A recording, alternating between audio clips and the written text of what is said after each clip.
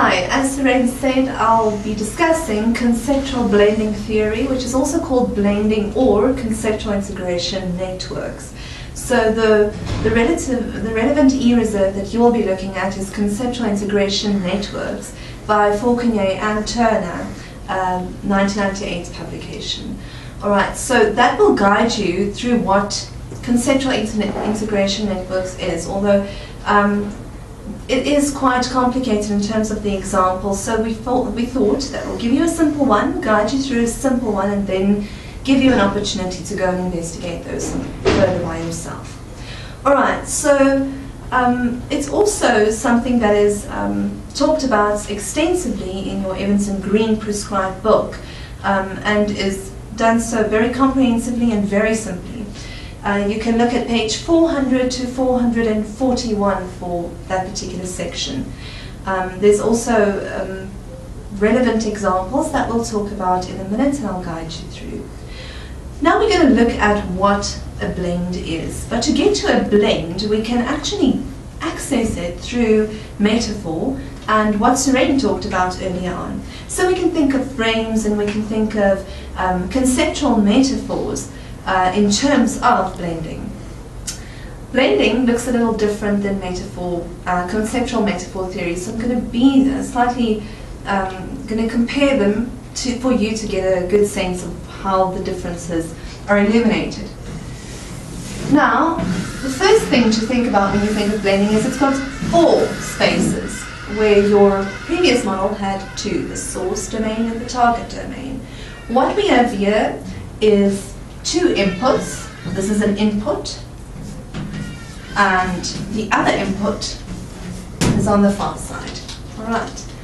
Now, our simple example that we're going to use is the concept of lion man. Oh, I'm writing it wrong as well. Now, what do you think of when you think of a lion man?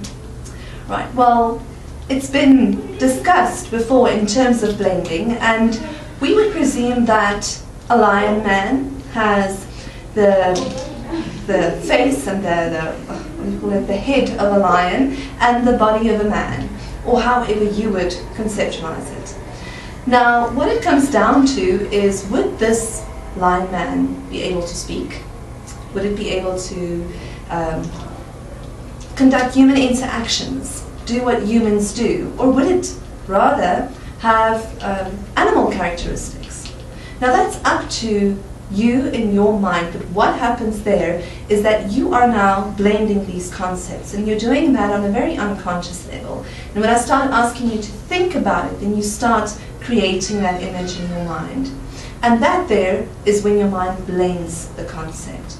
And when it blends, it gives it certain features that you relate that concept with. Now, some of us think the lion man will roar. In my case, I think it will roar because it has the head of a lion. Serene says no, it will speak, because in essence it's still a man. Right, either way, that depends on your conceptualization. But we can describe that, we can explain that in terms of blending. We can say cognitively something is happening, and we can show how that occurs. So, our different views will give us a certain blend, and your blend will appear at the bottom. But what's very important is to understand how to place the concept into the relative inputs. When you have input 1, I say we put attributes of the lion in input 1. In input 2, we will place attributes of the man. Alright, now things that we think of that pop up in our frames when we think of lion, for example, would be maybe 4 legs, with man only 2. We think of roaring, and with man we think of speaking. And so you can go on and list. The lion has a tail, man has skin where lion has fur, and so on and so forth, and you can carry that on until you list most of the attributes of these two concepts. But how do we get these attributes there in the first place? And that's very interesting because these inputs don't just pop up randomly. We get it from a knowledge of something. You need to know what a lion looks like. You need to understand what a man looks like, what a man does, what a lion does, and be able to differentiate between the two to form the content of the inputs in the first place. This is where this top empty space, the generic space, comes in.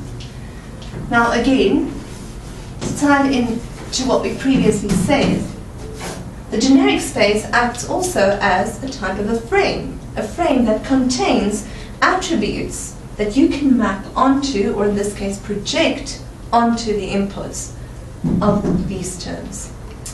Now, when we have a generic space, it's very, very difficult for us to say all of the content of the generic space will be similar, because that just won't be true. That depends entirely on the individual, because this is knowledge that we've gained. It's experiential knowledge, knowledge that comes from somewhere outside.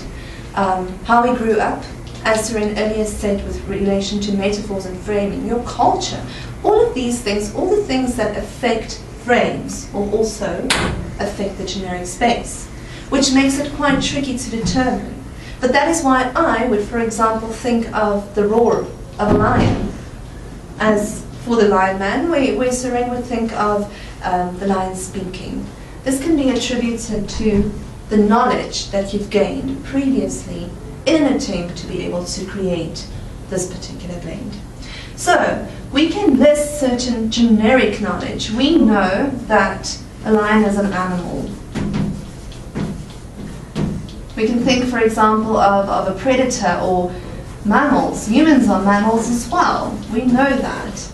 We know that lions are wild and humans are socialized, and they're what do you call it? They're less civilized. Civilized, yes. All of these things can also then, from there, be mapped. The difference is, though, that our generic space will be predetermined. This is something that we cannot change or formulate in our own way. Depends on the individual and the environment that he or she comes from, and this thing will be placed in there. So it's a very individualistic phenomenon. Now, with regards to time, I am going to cut this short, and then I'll explain it further to you in a minute. Before you cut it, can I just give my 2 cents here? So what Saskia says is that in the generic space is our general understanding of lions, animals, people, mammals, and so on, and we project aspects of this onto this input space, and we project limited aspects of this onto that. So this 2 legs bit is relevant, so we project that. And the projection can be drawn, and the projection can be drawn like that. I know you want to go into more detail in the next video, but let's just introduce it now, because I want to be the one to say that in the blend at the bottom, we have something called emergent structure. And Saskia will tell us more about emergent structure, which she alluded to already. It's basically the new thing that pops up in the blend. So, on that note, we're done for now. We'll come back in a second.